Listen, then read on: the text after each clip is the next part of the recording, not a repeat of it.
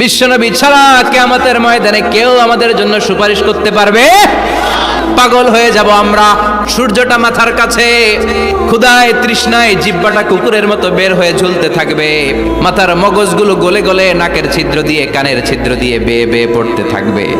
সবাই সাইয়েদনা আদম রে ধরবে, সাইয়েদনা আদম বলবে আমি পারবো না। সাইয়েদনা ইসা আলাইহিস সালাম বলে এত জায়গায় ঘুরা লাভ নাই, জায়গা মতো যাও মিয়া, জায়গা মতো যাও। মাকামে মাহমুদে বিশ্বনবীকে সেজদায় পড়ে থাকতে দেখবা।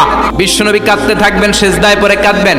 সবার জিকির ইয়া নফসি, বিশ্বনবীর জিকির ইয়া উম্মতি। বিশ্বনবীর কান্না দেখে আল্লাহর সহ্য হবে না। আল্লাহ বলবে না নবী ইরফা রাসাক, মাথা উঠান, যার জন্য সুপারিশ করবেন তাকেই জান্নাত দিয়ে দেব। বিশ্বনবী বলেন সব নবীর দুনিয়াতে একটা স্পেশাল দোয়া ছিল, সব নবীর ওই দোয়াটা দুনিয়াতেই করেছেন। বিশ্বনবী বলেন আমি আমার দোয়াটা কিয়ামতের দিন ওই দিন করে আমি তোমাদের সুপারিশ করে জান্নাতে পাঠায়া দেব।